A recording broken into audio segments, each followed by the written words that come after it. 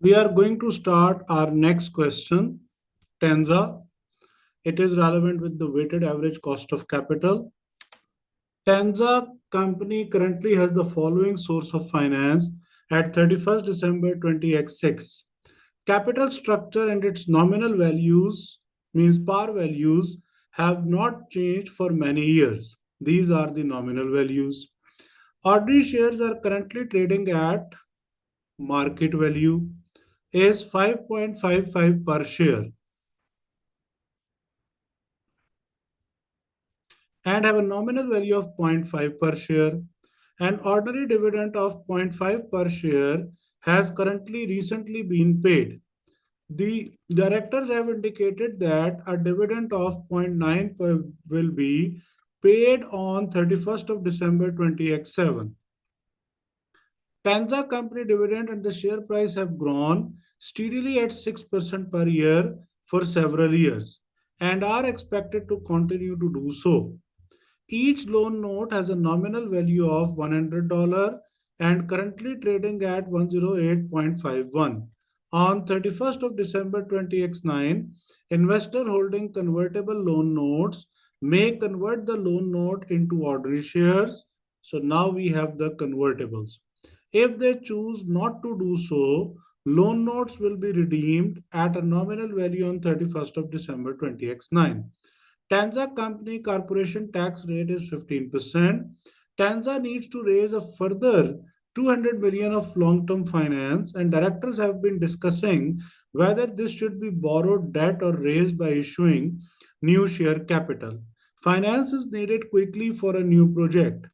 During the discussion, Director A proposed the use of debt. She has heard that at high level of gearing, the company can make most cost savings, which improves the weighted average cost of capital. Okay. Director B has pointed out that Tanza Company's capital gearing is amongst the lowest in the industry. Our competitors generally have higher gearing than we do and also have the lower WACC than us. Although I too do think when gearing gets high, WACC goes up. But we cannot rely on this statement theoretically. We will always calculate impact of debt on the WACC and similarly impact of equity on the WACC. Calculate the after-tax cost of capital, weighted average cost of capital at 31st of December on the market value basis. Okay, now we are going to start this WACC calculation, very important for the exams.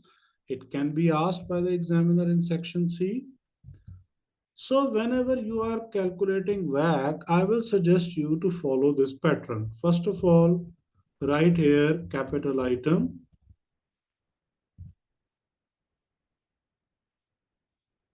Second one is volume. Third one is market value. And the fourth one is proportions.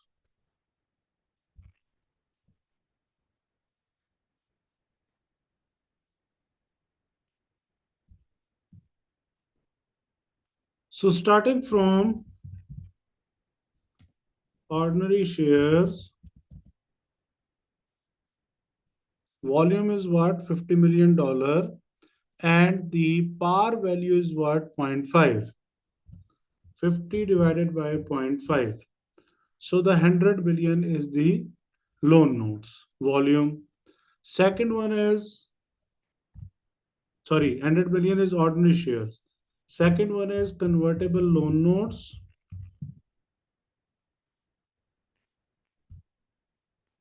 These are 150 million divided by par value of 100. So their volume is 1.5 million. Third one is bank loan, and bank loan has no volume. Now market value, this 100 million shares are multiplied by current market value of 5.55. This 1.5 million loan notes are multiplied by 108.51 loan notes. And bank loan is the bank loan which is 120 million. So now we have what? Now we have 837.765. Now we will calculate proportions. This divided by this. 0.66 means 66.24% if I convert into percentage. Then loan notes divided by total value. Then this amount, bank loan divided by total capital structure value. So these are called what? These are the proportions of the ordinary shares, convertible loan notes, and bank loan. After determining these proportions, we need cost of equity, we need cost of debt, and we need cost of bank loan. Cost of bank loan is straight 4% which is provided. But for cost of equity and cost of convertible loan notes, we have to follow the formulas. Like what we have here, we use two different concepts to calculate cost of equity. Either we use CAPM or we use dividend valuation model. CAPM says what? CAPM says that you should use risk-free rate of return, you should use market rate and beta equity. If market rate of return is not provided, then question will provide you market risk premium or equity risk premium. Market risk premium or equity risk premium is the difference between prevailing market rate minus risk-free rate. Most of the time, students make mistake that whenever equity risk premium or market risk premium is provided, they further deduct risk-free rate, which is incorrect calculation. Once you are provided with equity risk premium or market risk premium, it means risk-free rate is already deducted. You just need to do what? Risk-free rate plus market risk premium or equity risk premium multiplied with beta equity to calculate cost of equity with the help of CAPM. But here, capital asset pricing model information is not provided. Here we are provided with the information of recent dividend paid, which is zero point 0.9. It will grow by 6% per year. We have the current market rate of share price. So we will calculate cost of equity by using dividend valuation model. So we have what?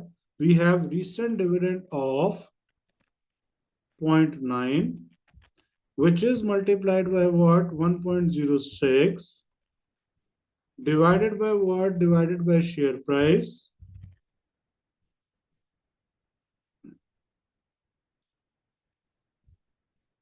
and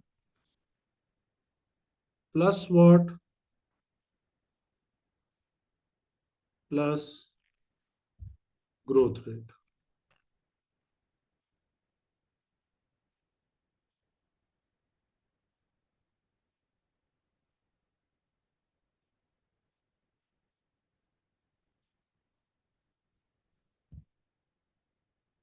So cost of equity is what? Cost of equity is 23%, 0.23. So we have cost of equity of 0.23, or if we convert into percentage, it is what? It is 23.18%. But I am not converting into percentage. I am just writing here because for formula, once again, we need decimals. Now, next we will calculate cost of debt. And here, cost of debt is determined with what? With the assumption of conversion, because we are provided with the convertible loan notes, and these will be converted into 20 ordinary shares if they hold, assuming the share price will remain the same. So for convertible loan notes, we need what? We need conversion value. And conversion value basically requires number of ordinary shares into market interest rate, uh, market value of shares multiplied by the growth rate. Here we are provided with the market value of shares, but not provided with the any information which says that growth will arise. In this paragraph, no information is provided, but here we have the share price have grown steadily at 6%. So growth rate of share price is provided with the dividend growth rate. Dividend and share price both will rise by the same percentage of 6%. So 1.06 raised to power what? Raised to power number of years, and we are going to issue these loan notes for how many years? Today is 31st of December 20x9, and it has a date of redemption date of 31st of December 20x6, and then we have 9. So we have a time period of what?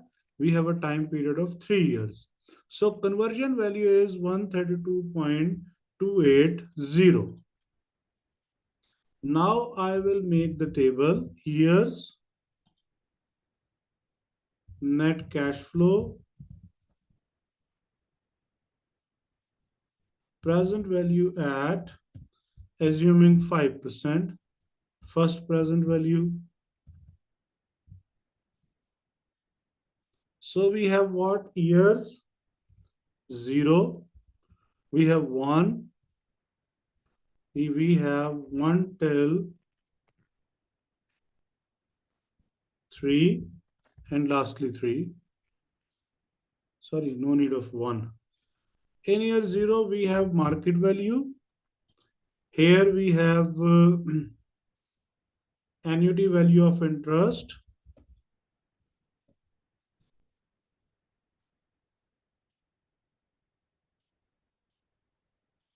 Here we have conversion value.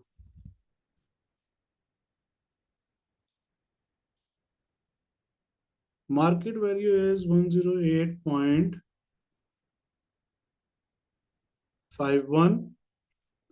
Interest per year is $100 into 6%. 6% convertible loan interest rate is given here.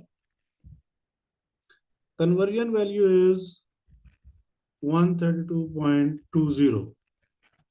Now we will do what? We will calculate present value at 5%.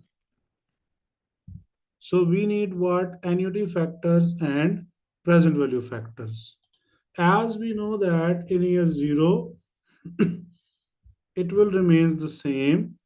But here we need annuity factor at 5% for 3 years, which is 2.723.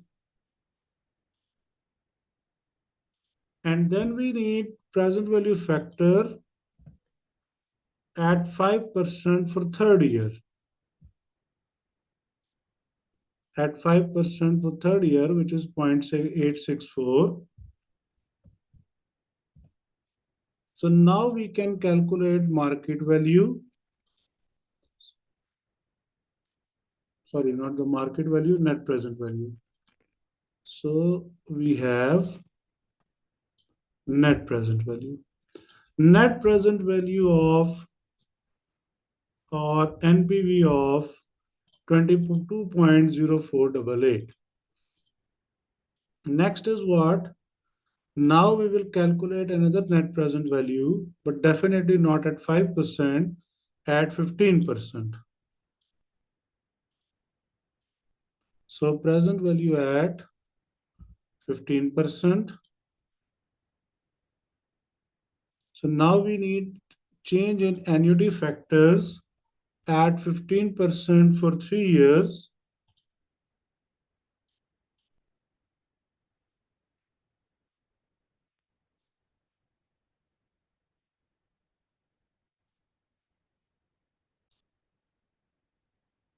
So here we determined our net present value at 15%. We changed our annuity factor. Previously, we were using for 3 years at 5%. Now we will use for 3 years at 15%. Similarly, we will use present value factor at 15% for third year, and now we have a net present value of 7.8244 negative. Now we will calculate what IRR or cost of debt percentage is equal to lower discount rate plus highest NPV divided by highest minus lowest, and this whole is multiplied by difference between high and low discount rate.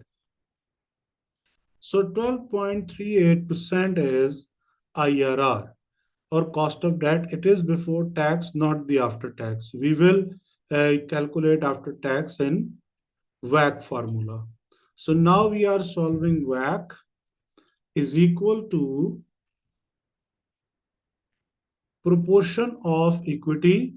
This one is proportion of equity multiplied by cost of equity, bracket close, then proportion of loan notes multiplied by this cost of loan notes or cost of debt, which is 12.38%. I will write it down in the decimals 12.38 rather 0.1238 multiplied by 1 minus tax. So 1 minus 0.15. 1 is representing 100% and 0.15 is 15% plus proportion of bank loan multiply by interest on bank loan, and it is also 1 minus tax. 1 minus tax, 1 minus tax means 1 minus 0.15 here. So I can directly write 0.85 or 85%. So rather than presenting in the percentage form, I am showing in or writing in decimals. So here we have WACC of 17.89%. So it is 0.17 even decimals. To convert into percentage, I am going to multiply with the 100. Although I can use percentage sign, which is already given here in the Excel. So WACC is what? Weighted average cost of capital is 17.8933. Cost of debt or IRR is 12.38. Cost of equity is 23.18, and bank loan interest rate is given in the question 4%. So this is the part A.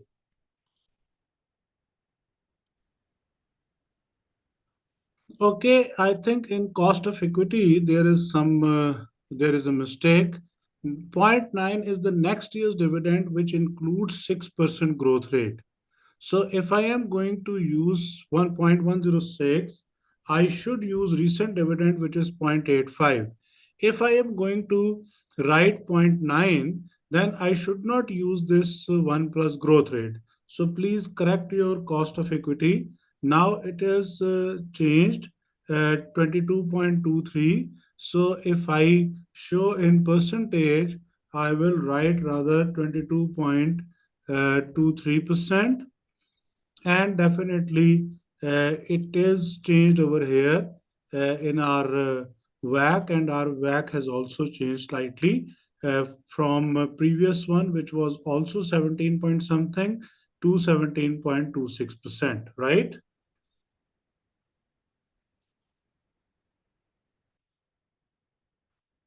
Now we are going to read the next part, which says what?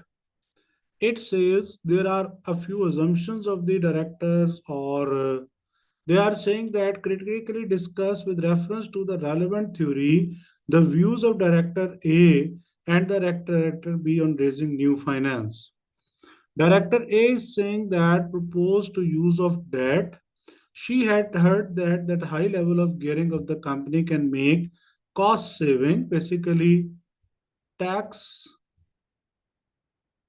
saving on interest.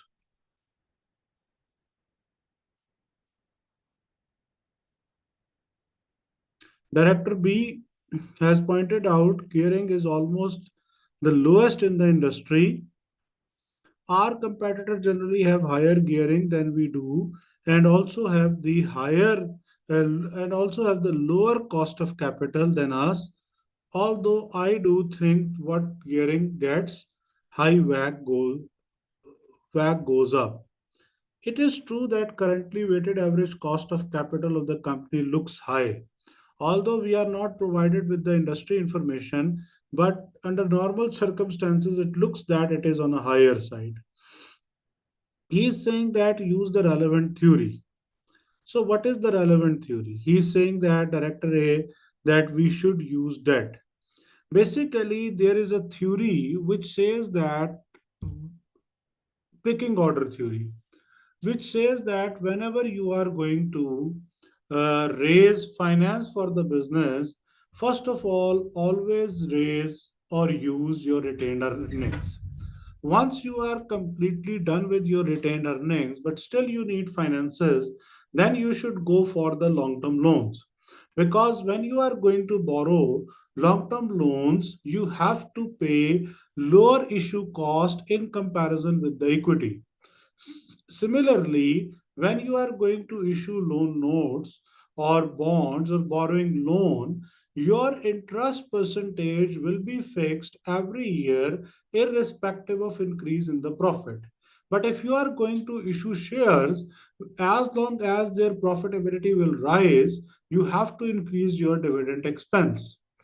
Third, dividend does not attract any kind of tax saving. On the other hand, debt attracts tax saving, interest on debt, because interest is always paid before the taxation in the income statement or comprehensive statement of comprehensive income, and dividend is always paid after profit after tax. So that's why it is important to issue debt rather than to raise equity.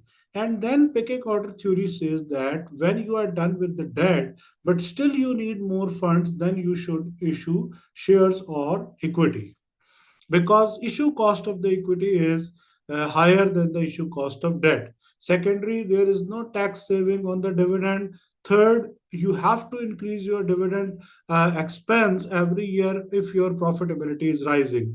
And usually profits are rising when we are growing.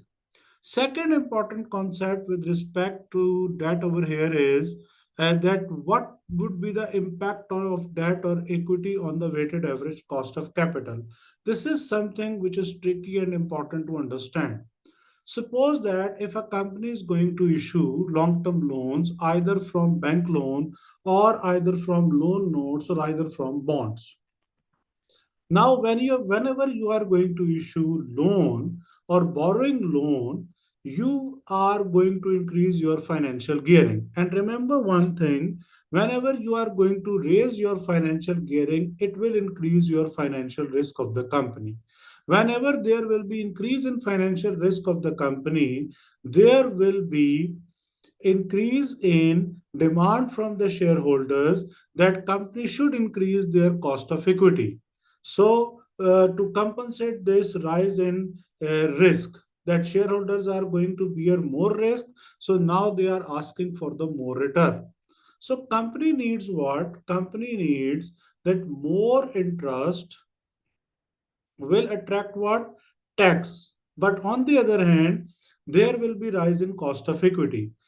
As per Modigliani and Miller, rise in the cost of equity and rise in the tax saving on cost of debt will be same, so there will be no change in WACC. But under normal circumstances, it does not happen.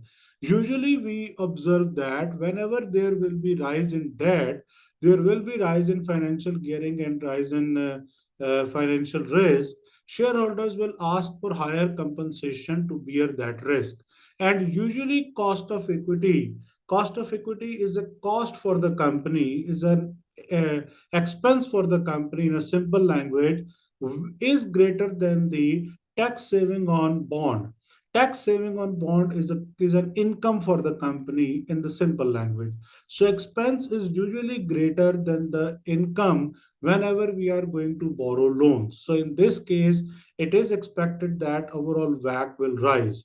So if there will be rise in overall WACC, then we can expect that market value of the company can fall. On the other hand, if we say that we are going to borrow loan, it will increase our financial gearing, it will increase our financial risk, but this time we are expecting higher tax saving on interest on bond in comparison with the rise in cost of equity. So is this time you are saying that my income is greater than my expense. So in this case, it is expected that your overall weighted average cost of capital will fall. So whenever there will be fall in weighted average cost of capital, it is expected that market value of the company will rise or market value can rise. One more important thing is discussed over here, that we have lower gearing than the competitors. It is also very important. If a company is having lower gearing ratio as compared to the competitors, it means company has the option to borrow further loans. And if company has expansion plans, and usually companies have expansion plans, profitable investment opportunities, which can contribute positive net present value, which can help them to increase their shareholders' wealth, in this case, company should borrow further loan and company should make investment in the profitable projects. Because if you are holding lesser gearing in comparison with the competitors and industry average, it means you are losing investment opportunities or profitable investment opportunities.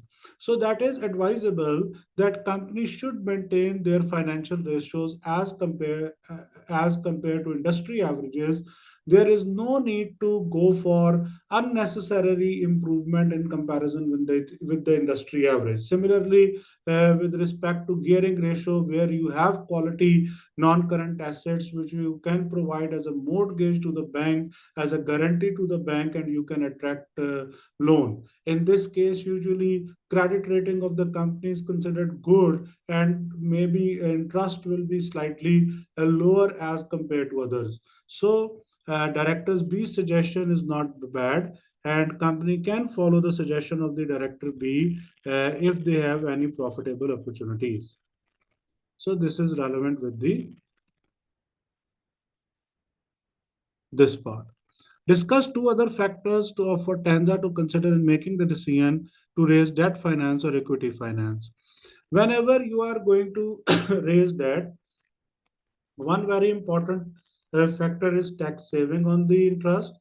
There will be no increase in number of ordinary shares. So it is expected that your EPS will rise, and increase in EPS whenever is multiplied with the price earning ratio, maybe your market value per share will rises. On the other hand, and second important thing is issue cost of the debt is lower than the issue cost of equity. Whenever you are going to raise equity finance, you have to pay dividend. Dividend has no tax benefit, but remember one thing: interest on debt is a liability or obligation which you needs to settle down. In either circumstances, even you have profitability or you have loss. But in case of equity, you have the advantage if there is no sufficient cash or profitability. Although these are two different things, cash and profitability, but if you don't have enough profitability, you can reduce your payout ratio, or maybe you can delay the dividend if shareholders are agreed on it. Secondary issue equity is the one which is not the obligation of a company to redeem. Once you issued the ordinary shares in the stock market or through IPO, or if you are already in the stock market, you will issue right shares. There is no binding of redemption. But in case of loan notes or bank loan, you have to pay back.